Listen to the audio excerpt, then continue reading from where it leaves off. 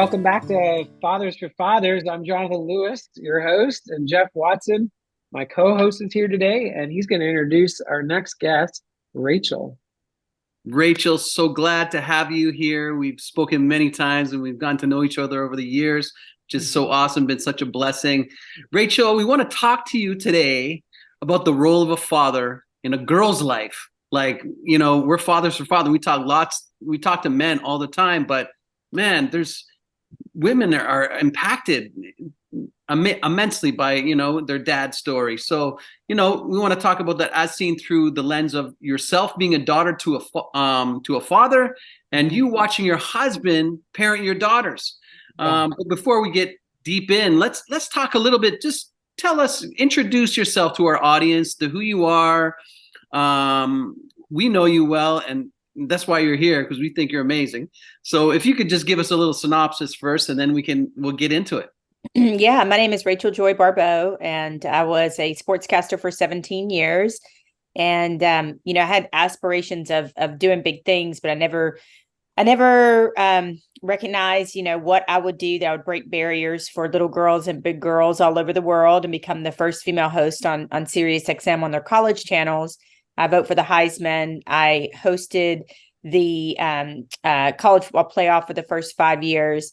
And then 7 years ago, I saw a problem within college athletics, and God had let me know that I was equipped to do something about it. He made me a do something girl.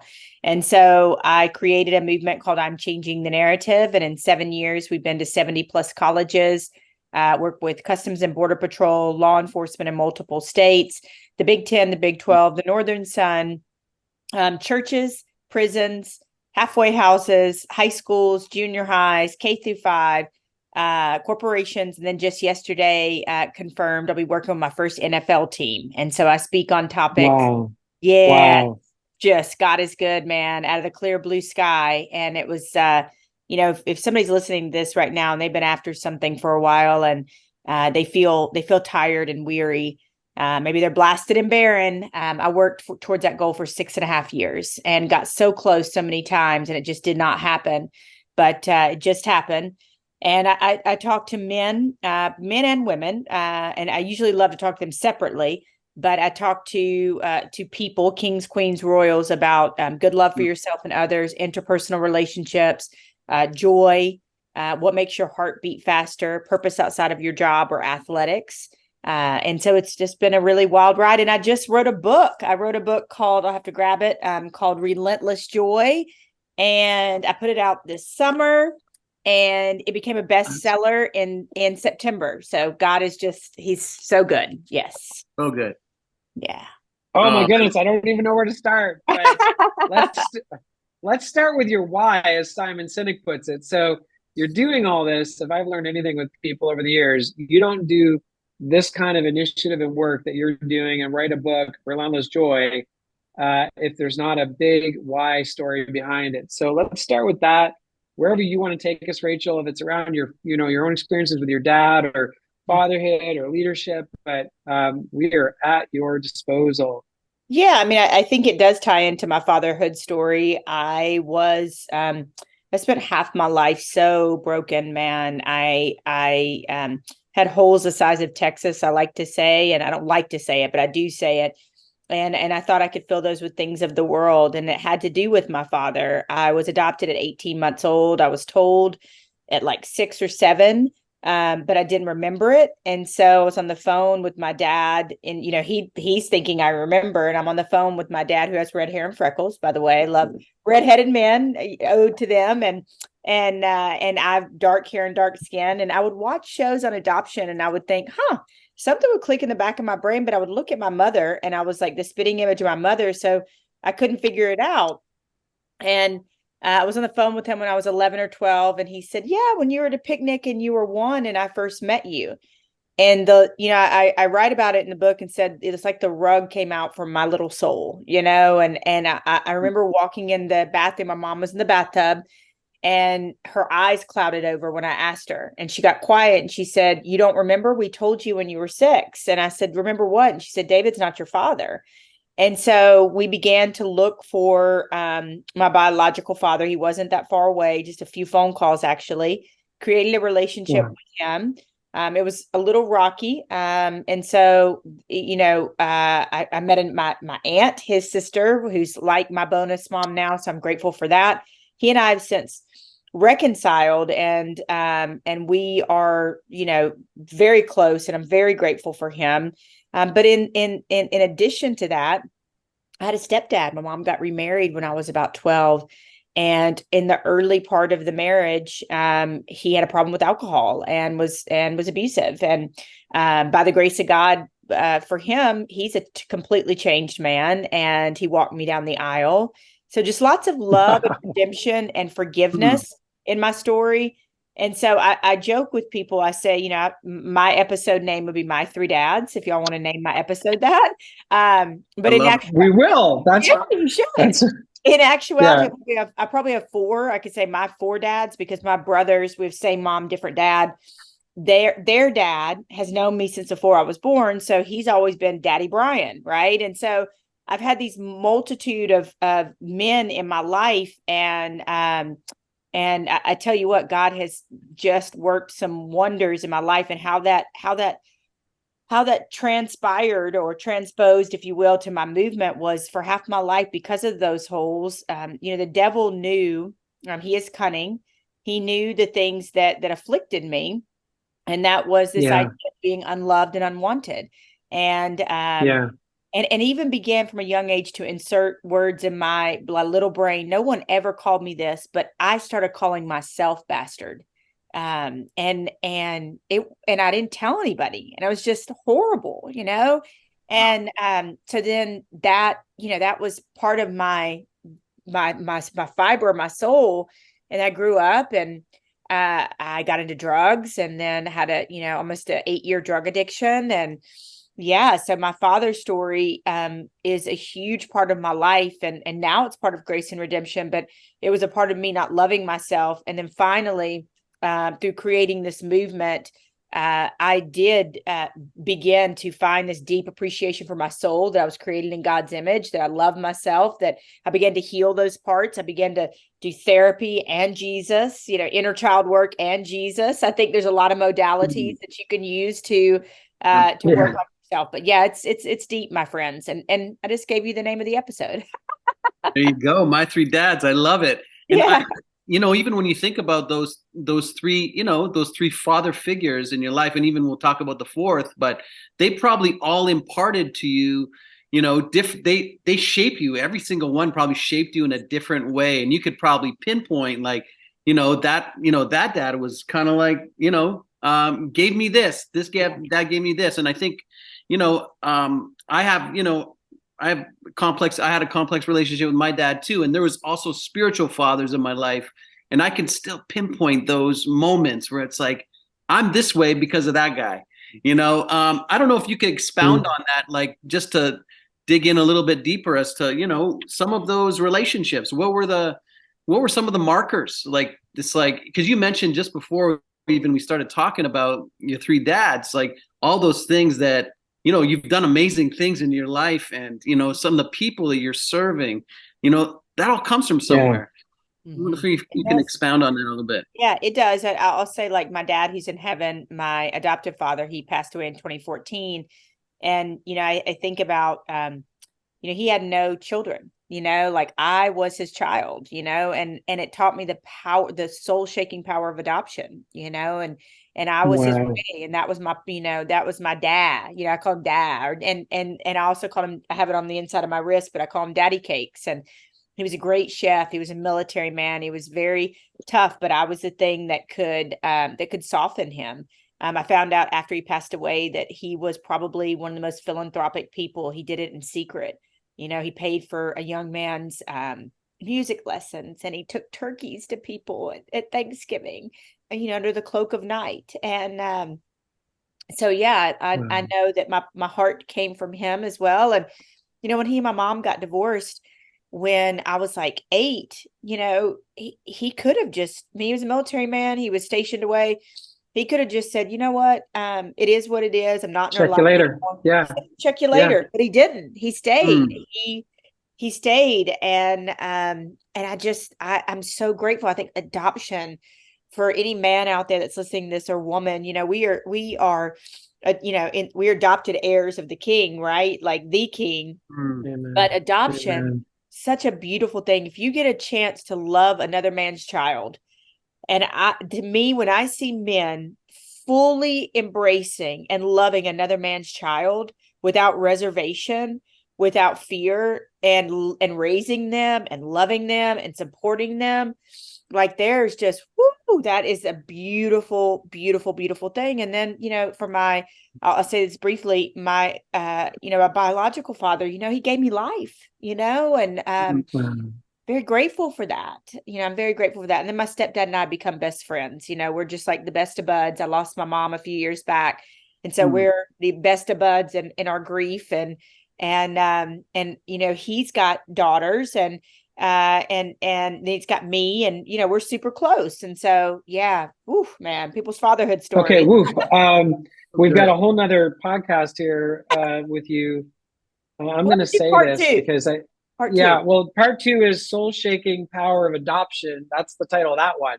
Yeah. I love that. But I was listening to you, and one thing Jeff knows about me is I'll pray through an entire interview. And when you were speaking, I was like, wow, Lord, bring it. And I'm going to share this. My wife, she's raised our 2 girls since they were 4 and 3. And she's been their adopted mom, stepmom.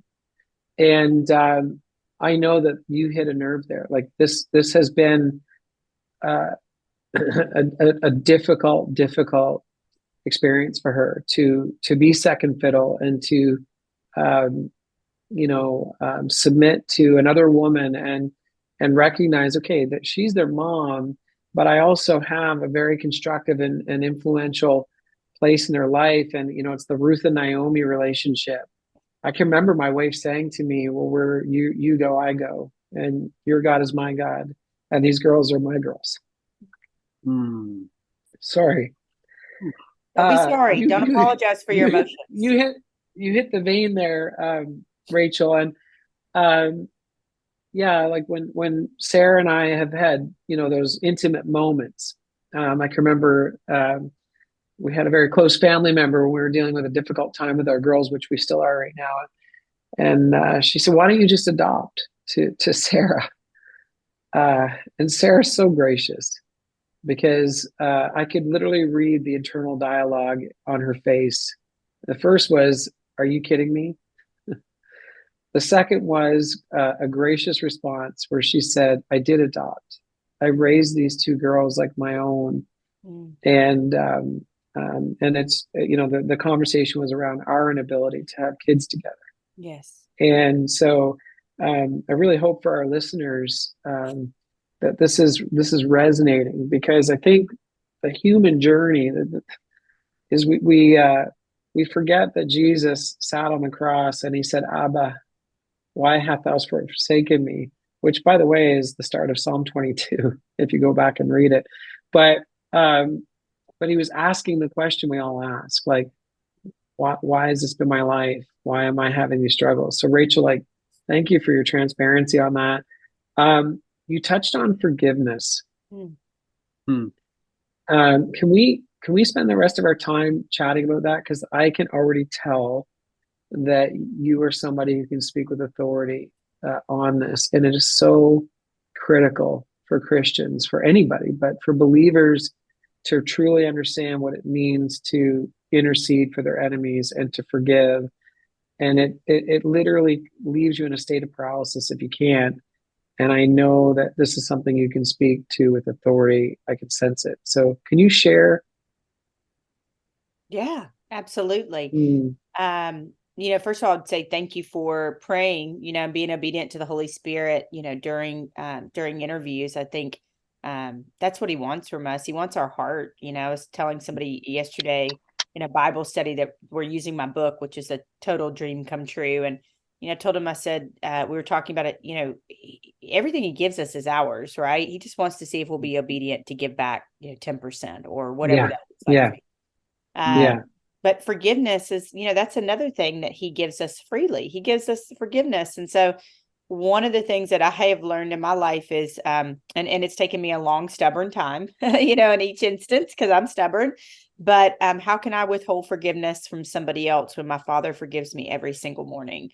And nothing that I've done is too wretched. Nothing that I've done is too far gone from him. And how can I withhold forgiveness from somebody else? And I have seen forgiveness in my own life, in my life, in my husband's life, in the most unlikely places where I just said, God, I want you to move there, and I'll always pray for you to move there, but I don't ever expect that this earth, on this side. And it happened, and it's happened, and it's benefited our whole family. And but yes, forgiveness has been something that has been a huge part of my life. With my stepdad, I had a pretty amazing story with him. My stepdad, he was abusive in the early parts of the marriage. And one of the things I learned, I was speaking, I'm going to back up really quick. I was speaking at a women's shelter. I speak there twice a year. Dare I say preach? Some people get offended when a woman says that, but I share my testimony and share the word. Right. And Sure. the woman at the back, it's a halfway house. And so it's a Christian halfway house. And she says, will you talk to my friend? And she's kind of, speaking for her, because the friend's kind of hard and tough, and she's running the music. And she says, her dad is in the hospital, and he's dying. But you don't know what he's done to her. And he's done a lot to her. And I said, how far is the hospital away? And she said, 30 minutes. And I looked at her, and I kind of, looked to the sweet girl that was narrating for her friend, but I looked right at the girl and I said, listen to me. I said, you need to fly like the wind and get to that hospital. Yeah. The greatest thing that you can do for yourself and your father is forgive him before he leaves this planet, because he did not arrive here broken. None of us arrive here broken. And what I said to her was, forgive him. He was learning too, and why I shared that story was in looking at my own stepfather and his journey when he was abusive and when he was abusing alcohol. He didn't arrive here broken either. He had a father that came home and abused his mother, and there was abuse in their home. And so, when you see it through a godlike lens like that we are, we are broken, humans, right? That sometimes are raised a lot of times by people that are doing the best they can, or they were broken or bruised along the way. So I remember my brother had said to me, some years back, probably 10 years back, he said, you need to ask Gary for forgiveness. He's my stepdad. And I said, ask him for forgiveness. Why would I do that? He abused me and mom. Like, what? What? You're crazy. And he said it a few times. And as I mentioned, being stubborn, it took me a while, but I remember where I was standing when it happened. And I called him. I was standing in my brother's kitchen, and I said, can we talk? And he said, sure. And I said, hey, I just want to say I'm sorry for anything that I did, any role that I played in the strife in our house. And I just want to say I'm sorry. And the line got quiet. Yeah. And I could hear him crying on the other end. And he said, no, my girl. He said, I'm sorry.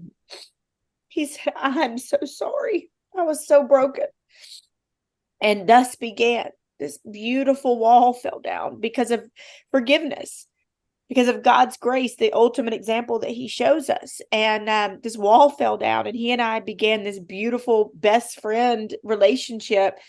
And he walked me down the aisle. And I think 2 years ago, and I think now that if I did not love God and God did not love me as much as he did, and follow God and intimately love him, I may have missed out on the opportunity to let Gary walk me down the aisle at our wedding. Yeah. And and all the healing that comes with that, like relationship with your kids, people finding a better understanding of Abba, our Heavenly Father. When you were speaking again, I was like, wow, Lord. So I'm going to share something here too that I haven't shared with a lot of people, but in July, I was praying for my daughter's mom, my ex, and I was really struggling. I was like, Lord, I don't even know what to pray for anymore. Like, it's been 13 years. I don't know what to pray for. And he said, well, Jonathan, you might be the only Bible that she ever reads. Yes. And I know this is hard, Ooh. but you're going to stand before me someday and have to give an account for what she read. And I am going to hold you accountable. And so I want you to intercede for her as if you are desperate to see her with me, because she is not your responsibility as a wife anymore, but you are still responsible to me on how you influence her for me, because I am still her father. And that was a tough one. Like he said, you're not above me. Like when it comes to forgiveness, if I've forgiven her, if I sat up on that cross and bled for her, you have no right to do anything other than to absolutely intercede for her. So it's been an interesting year for me in this area, and that's why I wanted to ask you about it. So good. Because it became so obvious to me. He sees every single man, woman, and child on this planet the same. He gave us a free will that's unique to his creation, and he wants none of us to perish. And I said to a good friend of mine, man, I was actually having lunch with a good friend of mine today. I said, when you can love your worst enemy, and you know that you love them, like you see what they've done, you know what you've done, because I've apologized to her for sure, and I look forward to that day of reconciliation. But when you can truly love someone, then you can love anybody. Right? When it's someone that has hurt you, and enemies, people that have hurt you are never distant. It's always family. It's always somebody who's close. It's always a spouse. Like, think about it. For somebody to truly hurt you in a deep way, it's not going to be someone you used to work with 20 years ago. Yeah. Right? It's going to be a parent or a sibling. And so yeah, I really appreciate you sharing that. Like, what's Gary's relationship now with your kids? They love him. That, he's in Alabama, but he was here for about 6 months. He moved in with us, and he moved in with us and helped us fix up our house before we got married. And we just love him, and he and my husband love each other. And it's just, it's a blessing. And we'll probably talk about it on the next episode. But I watch my husband father. And I tell people this all the time. I met him, and I was, it was love at first sight, and that's never happened to me. But then when I saw him with his kids, I laugh and tell people that my ovaries did backflips. Like they were like, "Oh my gosh!" Like, he's such a good dad. Like, he is Mr. Mom. Dad, mom. He's, one of his children's, like, a couple of his children's best friend. He has get these different roles with them. Like, just, I watch them together and I marvel. And I want to tell you, Jonathan, to tell your wife, I get it. I am a bonus mom to 4 beautiful children, and I'm raising somebody else's kids, and they're not mine. Wow. And we have desires just like you guys have desires, and that hasn't happened. And, and it's just trusting God and saying, God, whatever you have for me. I have got to connect you and Sarah post podcast. That's so good.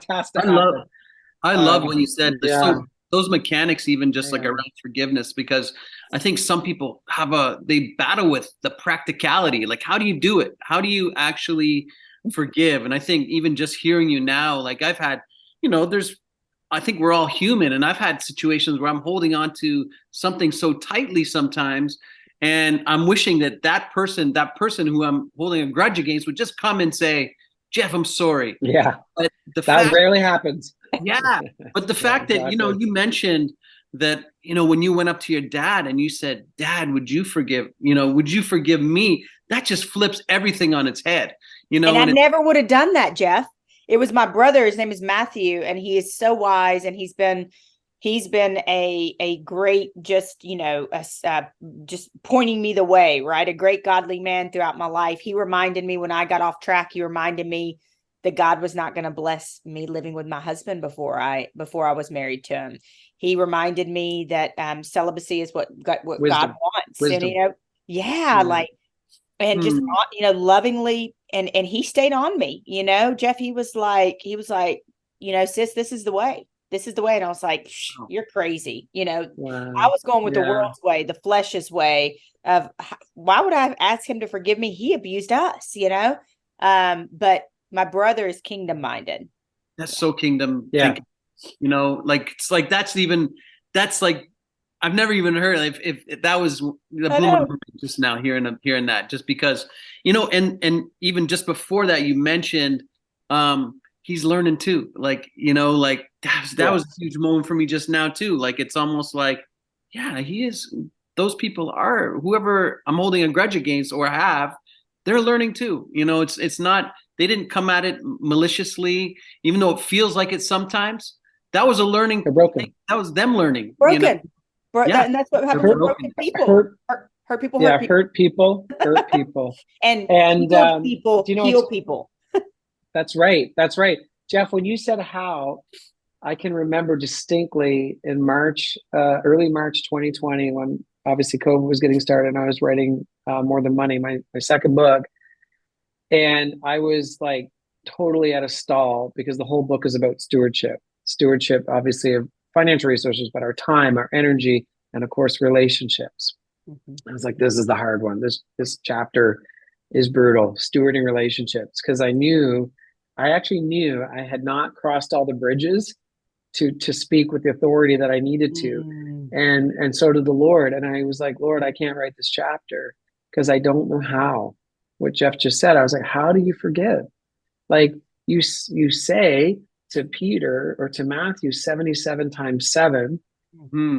So it's basically unlimited, but I don't know how. And I'll never forget, I felt the Spirit say, Jonathan, when you understand what I did on the cross for all of you, the answer to your question is your question. How can you not? How can you not forgive? Because you are instantly saying, I'm the judge and jury, not Jesus. You are. And you're actually disrespecting me. You are rebelling against me. Yes. You are sinning. Yes. And you are saying you have the right to hold a grudge against that person when I've already forgiven it. And that was really crushing. I remember I built this hiking trail around the farm near us for the community. And I was halfway through the trail and I just fell on my face in the woods. And it was like, there was this moment of just real repentance where I was like, wow. So when I hear you talking, Rachel, I'm like, this is a woman who knows how to forgive and understands the how. And the importance of it is critical. It does set you free. Like I can remember last fall, same thing, Rachel, you can appreciate this, and Jeff. I'm wrestling. Jeff knows the story, but I'm wrestling with, I felt the Spirit tell me to write a letter to the girl's mom. And he said, you need to apologize. You need to tell her that you're sorry for the resentment and bitterness that you've had all these years. And I'm like, no. That's no. I didn't do anything wrong. I don't owe her an apology. She owes me an apology, right? And you go into your self-righteous rant by your bed. And that went on for 3 or 4 weeks. And my wife was watching me wrestle with this. Sarah was like, so how's that going for you? I said, I'm not writing that letter. I am not writing that letter. I've tried to apologize to her. Like I came up with and anyway, I wrote the letter. And I went down to the mailbox, put it in the mailbox, and I'm staring at this mailbox. And Sarah calls me. She's like, what are you doing? I said, I'm staring at this mailbox. She's like, well, did you mail the letter? I said, yeah. She said, well, then why don't you come home? I said, well, to be honest, I'm trying to figure out what kind of a felony it is to take my truck and drive it over this mailbox and get a pry bar and get this letter back. And she laughed. She said, oh, sweetheart, come home. You've done good. But I'll tell you, it was cathartic. Like I literally felt a release. And my prayer has been, Lord, give her that same release. And our girls and all those around us. So yeah, the how. That could be our third episode. Yeah. How. Yeah. I mean, and there's so many things. If you think about, like, one thing that comes to mind even as you're talking, Jonathan, is like that whole thing about sometimes we feel there's self-righteousness involved in, like, I didn't do that. Like, why are they holding a grudge against me? I didn't do that. I that thing that's pride. Yeah, they're accusing you. It's like, that's not me. And then I wonder, do you have any advice around, even just if you could speak into that, Rachel, like, and sometimes we don't see it. We don't see it in ourselves, but someone else sees it in us. And sometimes that's the thing that's the divider. And I've had that myself, like it's hard to see yourself sometimes, I would say my best advice for that is get people around you that aren't yes people. Get people around you that are not afraid to tell you, hey, that's not good. That's not right. I had a like your brother. Yeah, right. Yeah. And I have a friend recently over the past like 6-8 months, I was telling her about a situation with our family. And she was like, sis, I think you need to, forgive. I see this happening. And I'm like, I don't ever see that happening. I mean, I'll be kind, but I don't ever see that happening. And, God continued to work on my heart and I did what he asked me to do. And now there's peace and joy around our family. And it's very similar to yours, Jonathan. It's not something that I ever thought. I thought we would just exist and that would be that. But now there's true, genuine peace and joy. And yeah. And you also can see the icebergs ahead. Once you've overcome it, it's like, whoa. Yeah, we're not going there. That we know where this leads. It leads to division, conflict, acrimony. Let's be wise enough to not allow that back into this relationship, which is also a wonderful thing. Yeah. And then forgiveness, once you learn that, I tell you what, marriage will teach you a lot about forgiveness. You cannot be right. You cannot try to be, you can try to be right in a marriage, but you're going to sleep alone a lot and you're going to have the cold shoulder.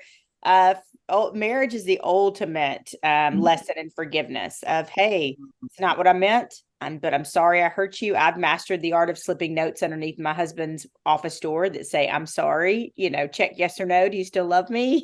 Like I love that. Ovaries are still flipping here. The ovaries are still flipping. Yeah, exactly. You're right. Like, forgive me. I was a turd, forgive me. That was disrespectful.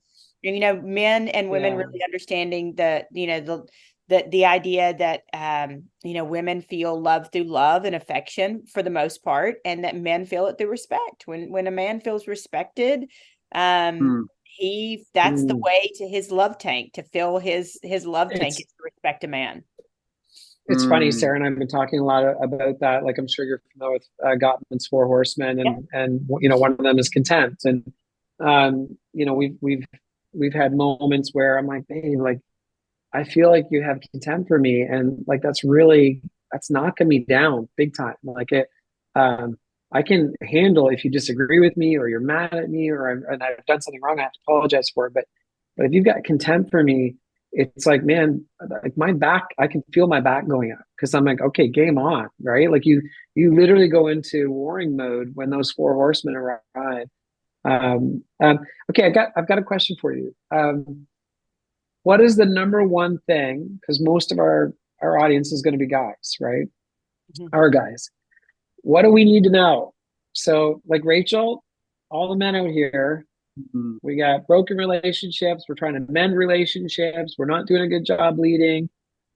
We've got the Rachel in our life that we adore and we love, and we're not even sure how to show her it because we've never read the 5 love languages, and so like we're out tinkering in the garage or doing whatever it is to, have our guy time. But what do we need to know from our wives? Talk to us guys. We need to be talked to right now. Tell us, Rachel. The 5 love languages is a fantastic book. I recommend it highly to many people. Love and respect is another one. If you fought to get her, you need to fight to keep her, meaning stop. Like that's good. Okay. Oftentimes we get into marriages, both men and women, and we get comfortable. Life happens, kids happen for some, busy careers, inflation, world, crime, all the stuff, right? Stress, these different things. And we get comfortable and we might let ourselves go physically, we don't, put a meal on the table for somebody. I'm writing my second book and I'm laughing at myself when I say this, but one of the chapters is like, hey, and it's because I was a single woman for a really long time before I met my husband. And I'm like, turns out in marriage, you actually do need to ask the other person if they're hungry. Like I would go and make myself like a shake or a meal. And my husband has an office at home too. And I wouldn't ask him. And then I'd wonder why he said you come off as selfish, And I'm like, it was really just old me, like my old ways of thinking. And so I would say to the men out there, we are really, really, I know we seem confusing, but we're really easy. And one of the first things you could do is get the love languages quiz. It's online. It's free. Send it to her right now. Yeah. Say, I want to learn to love you better. She will melt like putty in your hands, likely. Like you tell a woman, I want to learn to love you better. I want to learn your love languages. Yeah, that's a huge one. Another book that I love is called How to Fix Your Marriage Without Talking About It. And it talks about the kind of two psychological places that a man and a woman comes from in a fight. We're pre-wired for fear. Men are pre-wired for shame. Okay, so let me explain that. So when I say to my husband, wow, yes, this is good. So good. When I say to my husband, now I think, here's what I hear and think. I say to my husband, we don't spend enough time together. I love you. I just, why are you working? We don't ever have any time together. We have 4 kids. You're working. Da, da, da. I think he's hearing me say, I love you and I want to spend more time with you. Okay. That's what I'm trying to say. What he hears is that's not what he's hearing. Yeah. He hears he's a failure. I have failed him and I'm upset with him. I have disappointed him. And that's what my husband tells me. The thing that I hate the worst is disappointing you or my kids. It breaks my soul to disappoint you. So do you see how you men are pre-wired for shame and we're pre-wired for fear. So we go into these arguments or we're going to these conversations and I'm thinking he's hearing and seeing that he's got a wife that wants to spend time with him, wants to go to dinner with him, wants to hang out with him and watch a movie. No, he hears, I failed you. I'm a failure. I'm a failure. I've provided this house. I make things happen. I stepped up so you could step back and write a book. I did, and yet you still think I'm a failure. Y'all, it is like, that's why I say to people, I'm Jesus first, but you might need Jesus and medication. You might need Jesus and therapy. You might need Jesus and some self-help books. So look at your marriage like the continual garden that you're going to till. And if you stop tilling it, there will grow weeds. There will be bugs. It will eat away. It will rot. And that's where the enemy comes and he takes a foothold. And then somebody at work is good looking and somebody's telling her she's pretty and somebody's paying her attention. Then all of a sudden, and then you've got men over here that've got the secret sin, which in very years ago, I watched it and it broke me and it was disgusting and all of those things. But you got men watching porn and then, and you break that down to even younger kids. You've got it is heartbreaking. You've got little souls, little beings, little girls, young women thinking that they need to perform and be like a porn star to be sexy, to be wanted. And men think it's nothing. I talked to college age men and they laugh and I stopped them dead in their tracks. And I said, if you only knew how much that porn hurt her. And they were like, you could hear a pin drop in the room. It's not a joke. It is deeply, I'm sure Joshua Broom, but we've interviewed Josh and he's great. Yeah. I mean, the fact is it teaches men to objectify women and relationships become transactional. Yes. And we wonder why our society is so broken. So this is something we're definitely spending on another podcast with men, but I want to make sure we all heard you because we also know men aren't good listeners and there was a lot there. Pursue her. Yeah. Do chin-ups. I got chin-ups. Now you didn't say chin-ups, but you said take care of yourself. Take care of yourself. Like like I used to tell men very briefly, I used to tell men that weren't married yet. And I'll tell them, stop grabbing the dirty shirt off the end of your, the end of your bed or out of the hamper. Like have some freaking self-respect here. Like, make sure you don't have nose hairs and ears hair. Like take care of yourself and change your underwear. I go on trips. This is good. This is good. Okay, let me finish though. Make good meals. Except you turn that back on you, but I'm like, okay, I can make good meals. I made her the most amazing Canadian Thanksgiving dinner. I love it. Last Sunday I made her a roast in the slow cooker. I hope she's listening because she always complains when she has to make me a protein shake for 2. I'm like, what? How hard is it to put more ingredients in and make one for your hubby? Now, in her defense, because she's listening right now, she's been electric at that for some time now. The other one was, and this is huge, and this could be our third interview with you, but fear and shame. And you nailed it on the head for men there. I literally had to sit down with Sarah last Saturday and confess something that I had shame over. I thought it was a big deal, and literally she was silent. And then I said, well, that's all I got. I'm crying. I get in my Jeep and go for a drive and come back. And she was so loving and gracious. And she's like, I felt tremendous shame over something that she's like, Jonathan, you just made a mistake. You are putting yourself in a prison on this way more than I ever would for that. Yeah. So you nailed it, like fear and shame. And the 5 love languages, like, yeah, I try and figure out love languages of my employees, my friends, Yes. my daughters, my ex-wife. You know, Sarah and I, I'm very lucky. Anybody who knows, if you have the same love languages, you've hit pay dirt because it takes less work, but then you can get lazy back to pursuing her. And ours is quality time together and touch. And so all I have to do is spend time with Sarah, which we're planning this Saturday, a whole day, just the two of us. And she needs a hug. My wife loves hugs. If I hug her long and I rub her back, I'm, 5 minutes in, I'm like, not really sure what I'm doing here at this point, but I know it's good.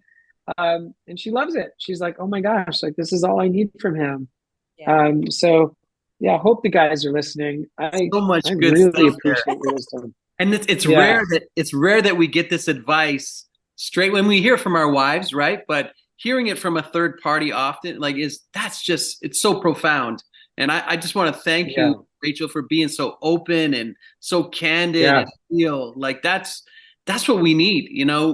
People need, the real stuff, and you gave it, so many tweetable moments, that I can't wait to go over this content. I think we might have another person waiting in the waiting room, but Rachel, would you please come back? We'd love for you to come back and chat with us again. Like there's lots of bases we can cover. Wow. Just as Jonathan mentioned just now, but man, it's a blessing to us today, Rachel. Thank you. Thank you both. Thank you for allowing me to be my true and authentic self, and I will come back anytime, my friends. I love it. Yeah, and let's finish up with hurt people, and healed people heal people. Wow. Amen. Thank you, Rachel. God bless you. All right, bye. Bye. Holding me, I'm sinking, Father, this world is just too much on my own.